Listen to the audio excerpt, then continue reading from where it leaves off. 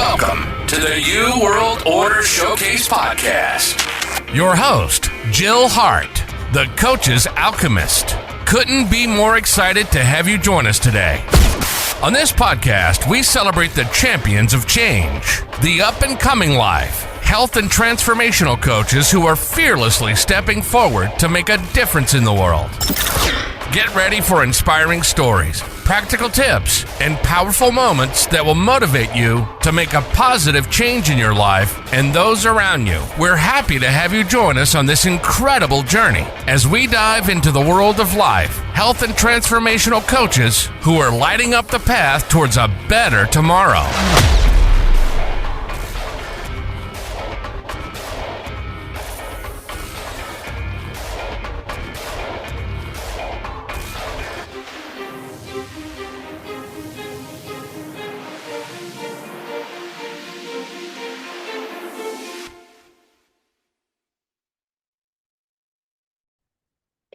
Hi, and welcome to the New World Order Showcase podcast. Today we have with us Maggie Lynn Olson, who's from Chaos to Clarity Coaching. She also is a podcast host of Chaos to Clarity podcast. She specializes in empowering ambitious and multi-talented women, entrepreneurs, coaches, consultants, and online course creators to unleash their full potential. Welcome to the show, Maggie. It's really nice to have you here. Yeah, thank you, Jill, so much. I'm so excited to be here. I've just been anxiously waiting, and I'm just so excited to chat today. That'll be great. So how did you get started? What's your story? Oh my goodness. So my story starts long ago. So I've actually been in business for over 17 years. I started when I was young, babysitting, and it kind of just grew from there. The entrepreneurial bug grew from there. When I was in college, I studied abroad in Spain. And when I was in Spain, I took thousands of photos while I was there. And growing up, I, monkeyed around with my mom's camera and took all kinds of pictures. I didn't think much of it until I got into college, studied in Spain, and realized, oh, I really love taking photos. So I came home from 6 months abroad and I told my mom, I said, I want to open a photography business. And she said, great. And how about you finish college? You have like 2 semesters left, right? So I was like, oh, okay. That sounds like a good idea, right? So I finished, and at the time that was right around 2007. So for everyone in the States, 2007, 2008 was the crazy housing crisis of sorts. The great debacle. Right? And not a lot of people were finding jobs. I was lucky enough to get a full-time job from the internship that I had been doing here at home. So I was working full-time in corporate as well as growing my photo business. And then from there, things just really took off. I started having more conversations with people about photos. That continued to grow. I wound up leaving my corporate job. In that time span where I was leaving and going full-time with photography, I started taking yoga classes, fell in love with yoga, became a yoga instructor, started teaching a ton. So I was doing kind of 2 businesses. And that was really awesome for me to support myself as an entrepreneur. And then I got the opportunity to purchase the yoga studio that I trained at. And when I purchased that yoga studio, I thought, oh, this is cool. I don't know how to run a yoga business at all. And something about me is I have a very glass half full, very optimistic, very like, I don't know how to do this thing yet, but I'm going to figure it out anyway. So after purchasing the studio, I then, grew the class list, and I realized I cannot teach 15 to 20 classes a week. It's just not feasible. So I had to start hiring teachers. There were no yoga teachers. So I created a yoga teacher training program, started training teachers. And this is where coaching and my life kind of go hand in hand, is when I started teaching all these women how to be a yoga instructor. Every single person that went through my program, at least in the beginning, always asked, okay, this is great. I know how to teach a class, but like, how do I make money being a yoga teacher? So then I started infusing a lot of like business, like the business of yoga into that coaching scene, right? Where I was coaching these women, I was helping them, I was giving them the opportunity to really step into their power as a yoga teacher. So then in 2020, when the pandemic started and everything closed down, I realized I didn't want to own the yoga studio anymore. And that thought really scared me. It really scared me because I was afraid of what others would say, the judgments that they would have. And, like, oh, she's quitting this now. She was a photographer. She owned a yoga studio. Like, now what is she doing? So as I pivoted from the yoga studio to coaching, I didn't tell anyone that I was a coach for like a year and a half, right? That I had gone into coaching. It was just this like, oh, I'm going to post these things on Facebook and I'm going to hope that, people ask me what I'm doing, and no one really asked, right? So then I was like, how am I supposed to grow a coaching business if nobody's asking? And I realized I haven't told anyone that I'm a coach. Yeah. Right? So I'm like, oh, well, okay, first I have to start telling people that I'm a coach. And honestly, I was met with so much just love and acceptance that, I think back to myself a few years ago and I'm like, oh, I really did not have to worry. So when some of those worries start creeping back in for myself, for my clients, I always let them know that like your thoughts are probably worse than what anyone else is thinking. And if they are thinking those things, it's really none of your business. And don't let that, like creep in for you. Um, so I've been full-time coaching since 2020, although I kind of joke and say I've really been coaching since 2016, but truly like stepping into my full like business coaching and having more conversations with people really since 2022 because the pandemic, I didn't tell anyone, we had another baby, I took a maternity leave, and then I decided, okay, I'm ready to like fully take this on and move forward. So it's been a really interesting 17 years. Really, I look back and I'm like, I can't believe all of this stuff has happened for me. Like, I'm so excited for the future, all of the stuff that is happening for me. There's just so much possibility. And I love to really infuse that into my clients as well, right? A lot of the women who are coming to me are in a similar position. Maybe they're leaving corporate, maybe they're pivoting, maybe they're just scared to speak these things into existence. And that is kind of my secret sauce. I really help them learn how to talk from the heart, right? Speak from the heart, talk about themselves in a way that they're like, I'm so excited to tell you this thing. I can't wait for you to come along on this ride with me. Here's some nuggets of information. What other questions do you have? And really kind of like that selling with heart. It's like selling without selling is what somebody said to me the other day. You're so good at selling without selling and just inviting people to come along. So I think that's one of my favorite things about being a coach is that there's just so much possibility for myself, but more importantly for my clients.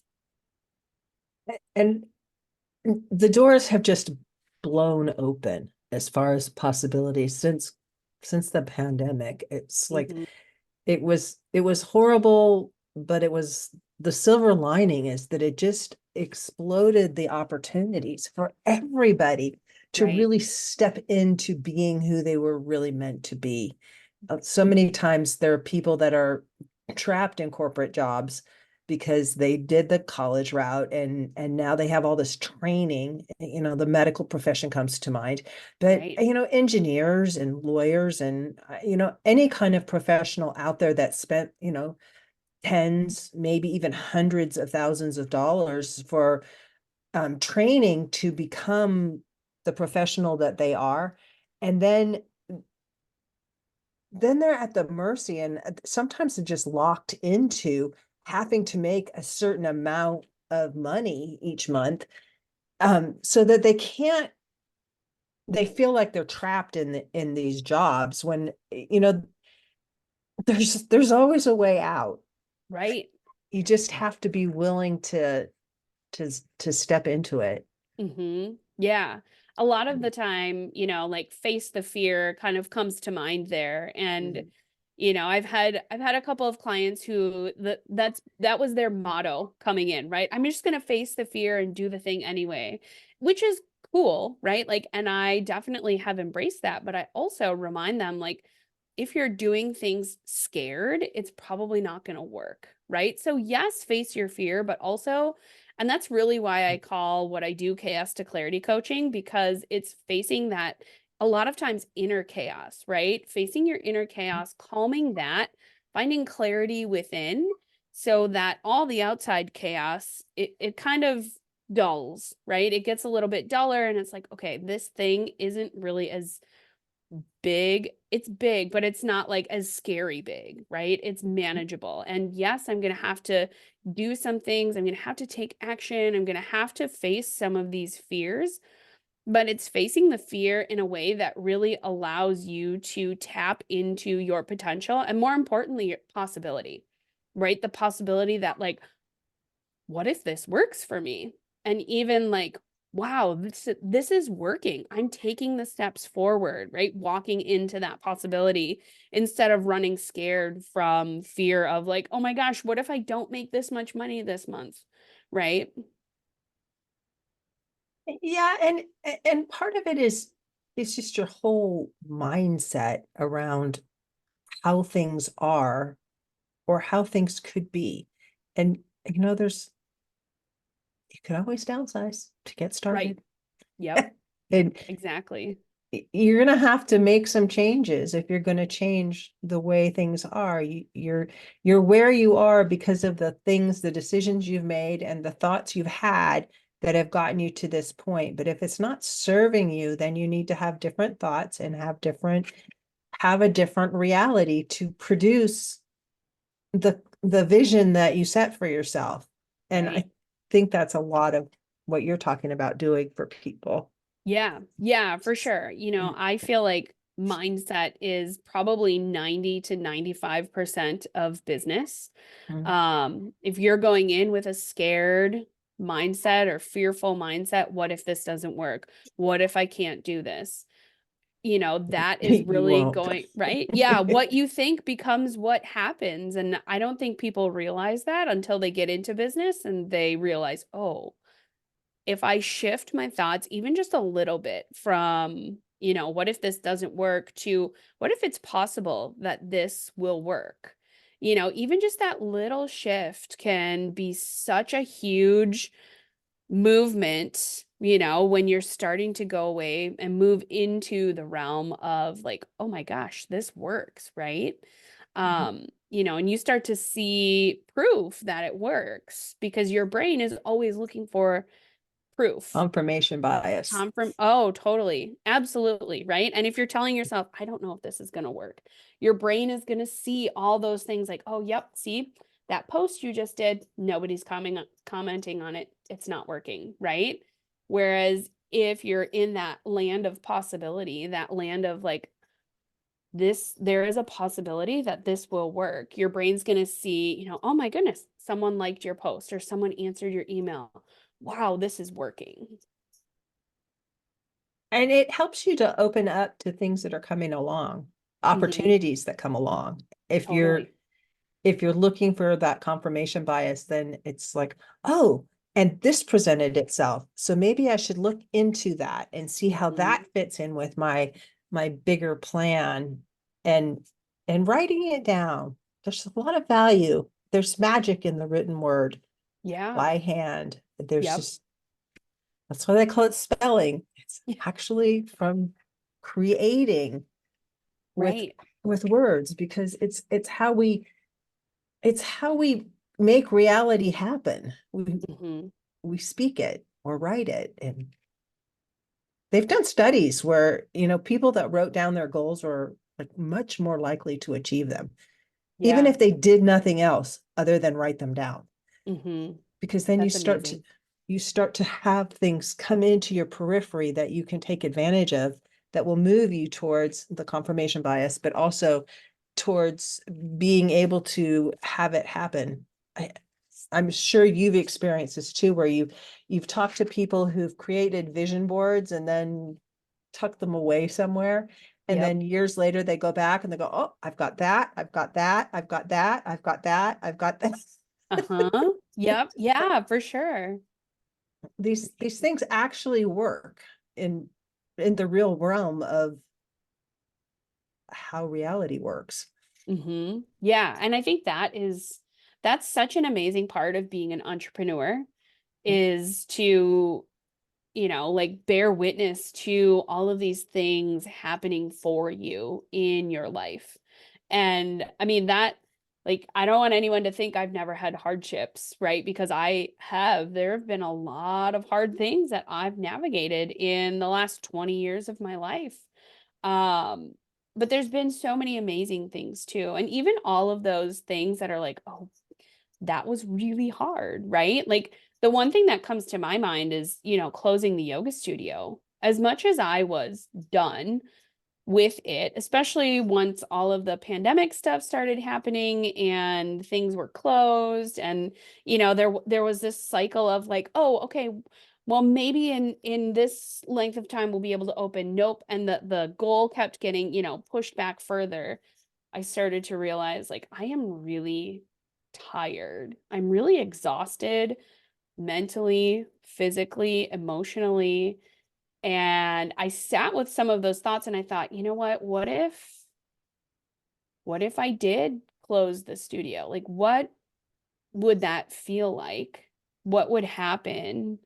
And what do I want to do if I don't have this yoga studio anymore? Um, and honestly, it was like a weight lifted off of my shoulders, when I was like, I can close it. I can try and sell it. I can also just close it. And I did try to sell it. Um, but the few people who were interested in it, they wanted to know that the studio would bounce back after the pandemic, right? And I'm like, I can't make that kind of promise to Who you. knew? I yeah, I have no clue how long this is gonna last. So I wound up closing it. And it's kind of like I call it celebrating a death, right? Like closing a business, closing a chapter of a very big part of my life was a lot more. There were so many different stages of grief that I went through after that time. And I was like, I did not expect this to be so emotional. But it was definitely a processing of all the things, right? And I really think that's why, like I didn't tell a ton of people that I was a business coach or that I was, going into coaching after I closed the studio because I needed that time to grieve.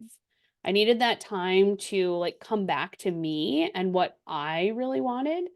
And something not a lot of people talk about is an exit plan for your business.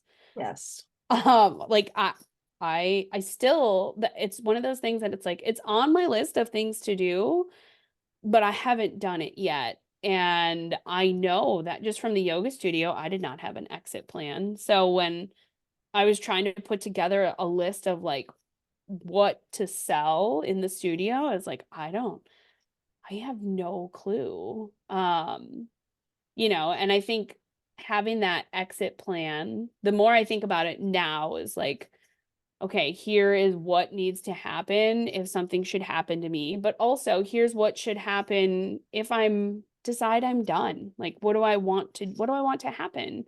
Because I didn't have that with the yoga studio. I was the one making all the choices, which is fine and good, but I was also making choices kind of rash, right? In like, oh, this has to be done. I have to shut this off. I have to do that.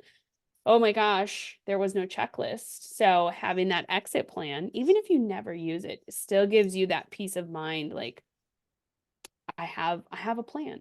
It really should be part of your business plan. Yeah. Most Yeah. people don't have a business plan either, but Right. it you need to have some framework for what you're doing and Right. what it, the whole, an idea. It doesn't have to be super concrete, but just a fluid idea of where you are now and where you want to get to, And what is the end? What does the Mm-hmm. end look like for you?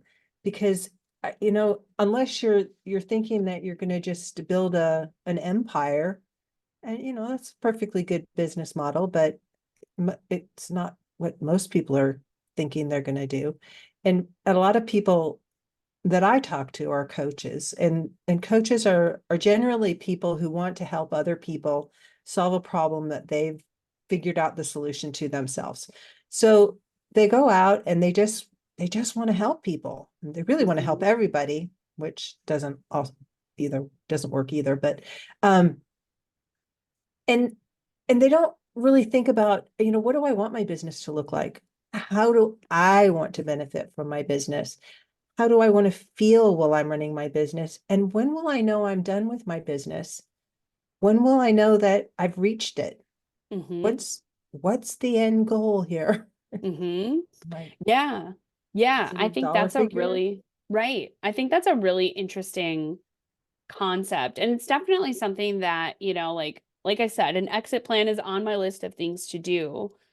But I also know that, like, for me, it takes a little while to get into that, like, oh, do I want to think about the end, quote unquote, right? That end space, and give myself the opportunity to really dream, but also the opportunity to be really real with myself and say, okay, here are the points that I think right now could be, that point of like, maybe this is enough, right? What does that feel like? And also the possibility that when I reach those points, maybe I won't be done. And again, the possibility to be like, okay, if I get here and I'm not done, like, let's rethink all of this. So, Yeah. But there should be off ramps in your plan.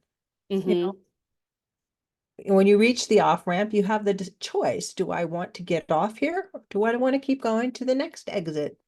right. And it gives you a lot more options, but it also helps you to recognize the choices that come along in the process that you're going through. And it also helps you to figure out where you need help and where you need to shore up your shortcomings in Mm-hmm, terms of education. Because it's really easy to learn modalities, we'll call them, right. in the coaching world.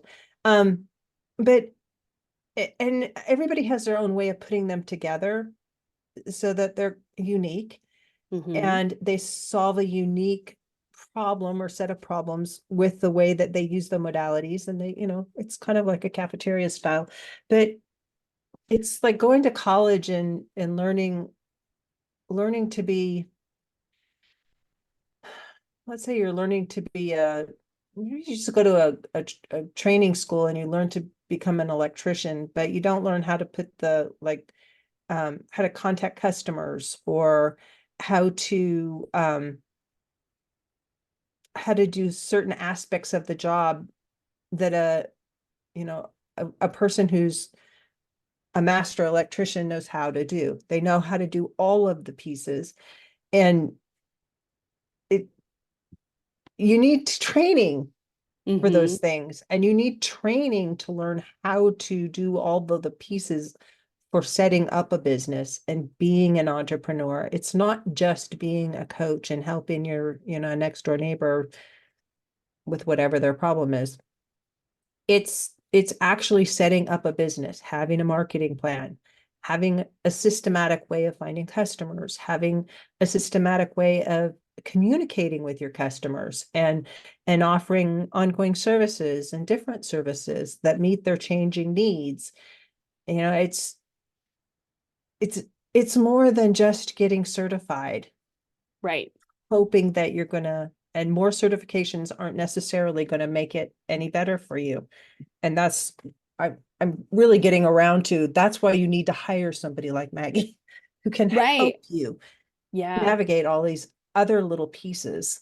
Right. Yeah. And I would definitely say that, like, something I noticed in the yoga world was that I can't think of any other yoga teacher training that offered business coaching.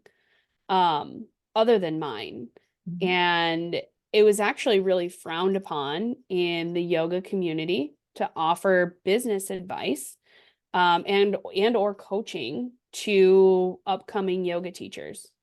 Um, and when I learned that, right? So in the state of Wisconsin, and the only reason that I really kind of dug into that more was because in Wisconsin, if you have a school or like a training, you have to follow state regulations. And those state regulations said that you have to follow whatever governing, quote unquote, governing body there was for whatever you were teaching. So for yoga, that's, Yoga Alliance.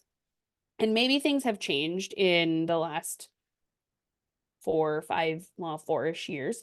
But when I was doing that, Yoga Alliance in their like, thing in all of their stuff said, you could do out of the 200 hours of yoga teacher training, you could do 2 hours of business talk about business for 2 hours. And I was appalled by that because I'm like, I understand that I am teaching these people to teach a yoga class. Yes, but I also really want to empower them to go out and be hireable to other yoga studios.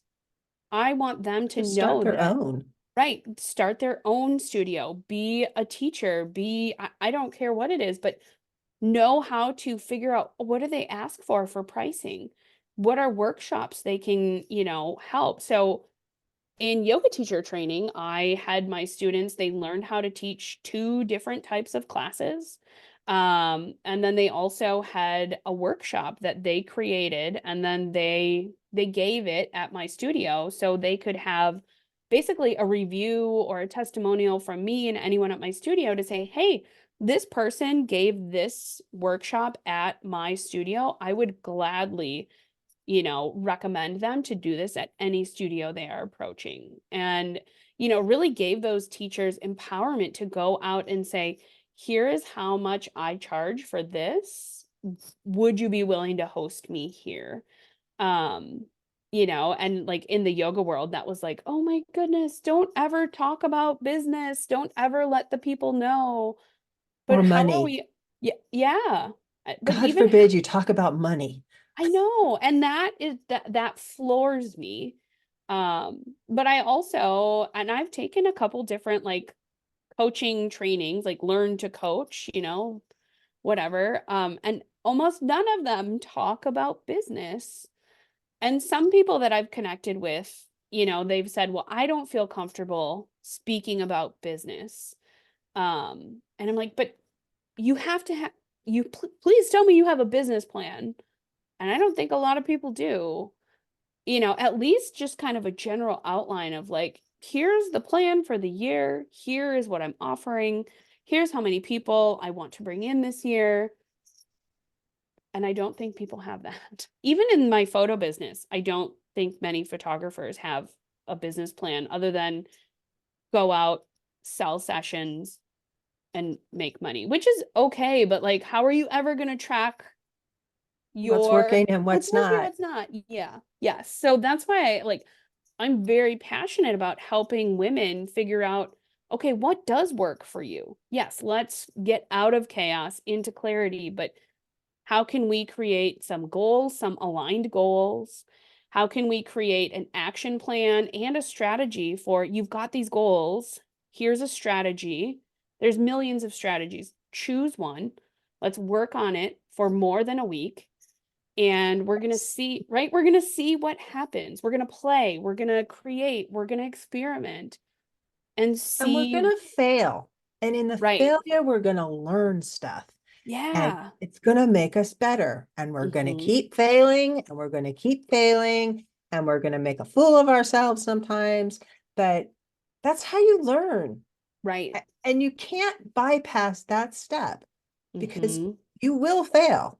That Oh, it's just absolutely. baked into the whole process. But it's not like just because you fail doesn't mean you're done. It just means Right. that didn't work. Try Hmm. again. And it means you're human and stuff happens. Right, right. And I like to remind a lot of my clients that like a lot of my clients are moms. Mhm. And I remind them like your baby didn't like learn to walk and never fall down. Yes, some babies stand up and take those first few steps, but I promise you, I can guarantee you that baby has fallen back on its butt at least one time. They do it And all the time. right. And I think that's important to remember. Like, yes, like I think it's a Japanese proverb that says, fall 7 times, get up 8, right? So, like, you don't have to, just because you fell or failed doesn't mean you have to stay there. There is possibility to stand back up, dust yourself off, and go, okay, that didn't work how I thought it would. Let's try something new. And it doesn't have to be this like huge 180 of a thing, right? I think people get Just mixed up there. a Just a little little bit. bit, right? Like let's just course correct just a little bit. Like I did a free challenge in my group earlier this year. So this is still very like fresh for me, right? Mhm. And I started talking about it, and then we were going on vacation and I was like, "Oh no, this vacation is just weird timing." And I'm like, "Okay, I'm still going to do this." And it was kind of like rushed all over the place, and it was still a good turnout for a free challenge, right? There's still a lot of people, but I knew that the metrics that I wanted didn't get hit. And so, it was I guess you could call it a failure, right? Quote unquote, of sorts. But, that allowed me to look at that again and go, okay, let's not plan it right on the heels of a vacation. Let's figure out, look into the future, and like, when do I want to do this again? Because I knew that with a little bit more planning it will be what I want it to be. um so even for me as a seasoned business coach, right, knowing that I still fail. I think that's important to understand as well. I think it's important to understand also that there's a difference between failing because something didn't work and something working but not meeting your expectations, That which too. is kind of what you're talking about, sounds like to me. Yeah. Well, there was some stuff on the back end, on the tech side that did not work. I forgot a few things and didn't click some of the right buttons in the CRM. So people got sent all of the emails at once, and it was one Oh of those yeah, I things I love was like, those things. oh, cool. Yay. Sorry. Better luck I next time. did that just today. Last week, I do these deep dive lives in our community, and last week I didn't go live anywhere. And this week I went live on my profile instead of in my group. It's just like, Oh, stuff happens. it does. It You just got to does. roll with it. Yep. Yeah. And I think, when you can like kind of laugh at it and go, oh, that happened. Cool. Love that for me. All right, like on to the next thing. It feels less heavy, right? It doesn't feel Mhm. like I could have gotten totally derailed by that free challenge. And, there was a part of me that was, I'm not going to lie, derailed for probably half a day, right? I let myself have that time of like, "Ah, I'm angry, I'm frustrated, this didn't work how I wanted it to." But yet, after a couple hours, I was like, but the sun still rose, I still woke up, and I have another chance to reapproach this differently. And how do I want to do it different next time? And you What help are, people.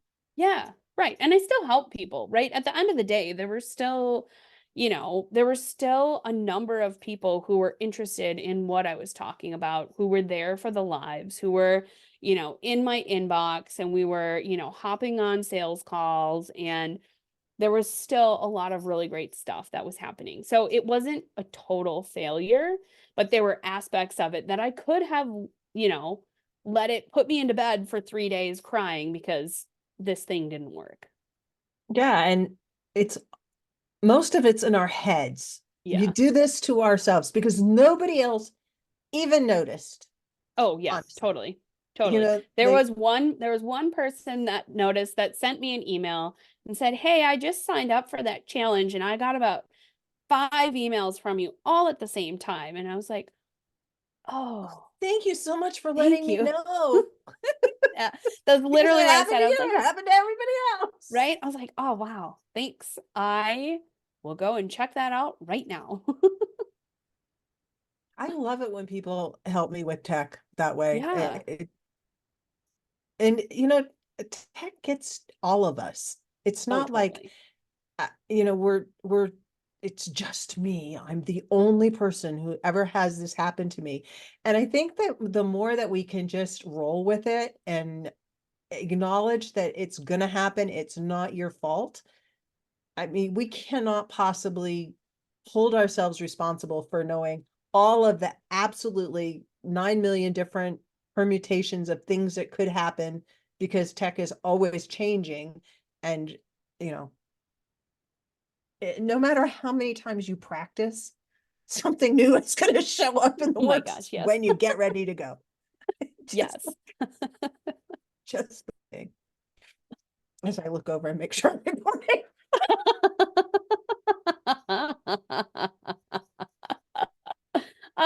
Yes. Yes. So Maggie, I know that you offer an alignment session for people so they can just get on the phone with you and chat about what they're doing and how they're doing it and kind of get some guidance. You want to talk a little bit about what you're doing with Yeah. that? Yeah, totally. So I offer free offer alignment sessions. They're about 20 minutes. And we hop on a call and we talk about where you are, where you want to be, and some of the action steps that you've been currently taking, or some of the strategies that you've currently been working with. And a lot of times, I would say 99% of people walk away from that call with, 2 to 3 action items that they can implement that day, right? From me to say, okay, it sounds like, you need a little bit of work on your offer. Maybe you need to fine tune how you're talking about it in order to really speak to your audience. Sometimes it looks like, it looks like you maybe need to post a little bit more in order to gain a little bit more traction. Here are some content ideas or types of content you can post to start generating engagement, offering some value, and then actually like making offers. And I don't mean like just selling to everyone, buy my thing. I mean like inviting people into your group, inviting people to join your email list, inviting people to be on your podcast, or whatever that thing is, right? Offers can take the form of like both paid for and free, and you're still making offers. So a lot of people, honestly, most of the time on these offer alignment calls, that's what they need the most help with, is how do I talk to people? How do I connect with leads so that they want to talk to me and so that I can sell to them without feeling salesy, right? So I'm not just going into some of these DMs like hoping and praying to all of the things that this person wants to buy. That you're going in with some confidence to say, "Oh, great. I'm so excited. You commented on my post. I'm so thankful for this connection," like, and have a real conversation so that you can really like bring the human back to what you're doing and say, "Yeah, I saw you commented on my post about what I do. I would love to hop on a call or send you some voice notes, explain more what I do, and see if we're a fit to work together in some capacity." And that really allows people to kind of come off of this and out of this like bro marketing hustler, right? Like, I know when I started my businesses, like the hustle culture was crazy, right? Everyone was like, "Oh, I've got my side hustle. I'm a boss babe. I'm a blah, blah, blah," which can be exhausting. So for some people it works. For others, it doesn't. I like my business to support my life so that I can be living my life, right? And I know a lot of others want that too. Um, and will there be times that you have to hustle? Yes. Maybe put in some long hours every now and then. Sure. But, at the end of the day, how can you have more conversations that lead to more sales? And that's a lot of what the offer alignment, we talk a lot about that. Like, how many conversations are you having about your business every single day? It doesn't have to be hundreds. Honestly, for me, 3 to 5 conversations about my business every day really keeps my, leads full. It keeps my, calendar mostly full, or full to the point where I feel satisfied. So that's a lot of what we talk about in the offer alignment call. And knowing your numbers is another big thing. Yes, and how that's many people also do you something. need to reach out to each day Right. Yeah, for to make sure. your income goals? Yep. And that's something that I get into a lot in a lot of my one-on-one coaching is we dig into those numbers. We dig into like, how much money do you want to make? Right? What are your yearly goals? How much money do you want to make this year? How much overhead do you have? How much do you want to pay yourself? Right? If you want to pay yourself 50% of what you make and you want to make $100,000, well, you need to make $200,000 in a year in order to meet that goal. And there's nothing wrong with that. Absolutely nothing wrong with that. It just means we need to make sure that you are hitting those goals, right? And getting back to, how many conversations do you need to have? How many offers can you make so that people are in your world starting to gain that rapport, gain the know, like, and trust factor. And so that you can then show your audience that you see them, you hear them, you understand them, so that then they're pretty much pre-sold, right? It's not a hard thing for them to say yes, right? They're seeing what you're doing. They're listening to the things, they're hopping on your lives, they're, binging all of your content, so that they're ready to be like, oh my gosh, you have an opening. I'm in me, right? And that's really what that's what I help clients do, is get to that. So I live in the Midwest, I live in Wisconsin. So a common phrase here where I live is you betcha. So like, I like to call them the you betcha clients, where it's like, oh, you betcha, I'm in here, take my money. Like, I want to be next. It takes about 7 hours of content consumption to get to that point Right. with somebody, that they're just like, at the end of that amount of content that they've consumed from you, they're like, yeah, I'm getting on this call because I want my credit card sitting right here next to me. Right. I'm gonna give it to her. Mm-hmm. It's just like, I'm gonna see how much she wants. Right. How bad is it gonna quiver? Yes, but I also help clients learn how to like speak some of those numbers so that they're like, I had one client who, she started getting on sales calls and she's like, I can't say that number. I can't say that number that I want to charge. And I said, well, okay, what is a number you can say? And it was like way lower. And I was like, okay, we've got to meet like in the right, like she was charging like, I think it was 3K for 3 months. And she was like, I can say 1,500. And I was like, okay, let's work on 2,000, right? Let's work on that. Because again, sometimes the brain needs proof that this will happen. So, we worked through that, and she was able to, fairly quickly move from that, like, oh, 1,500 is still a little scary, to like, okay, I'm ready to charge 3,000. I understand my worth. I understand that I am worth it. And then after she hit that, I was like, okay, well, now we got to work on the next level. You don't have to change it now, but like, always be kind of stepping forward. Again, like you said before, right? Do you want to get off the highway here at this exit and stay here? Yeah, sure you can, but at some point you're going to want to get back on the highway and test out some more, right? So how can we keep kind of pushing those boundaries to see where you're at? Because that's really, at the end of the day, if you want to scale your business, you have to increase your prices. You can certainly take on more people, right? You can do more, but a price increase will bump your numbers up far quicker than taking on Yes. the world.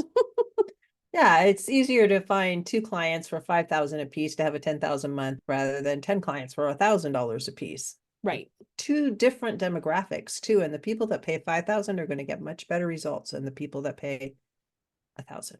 Right. Yes, absolutely. Absolutely. So those are just the basics. So how do people get in touch with you, Maggie? Yeah. Oh my gosh.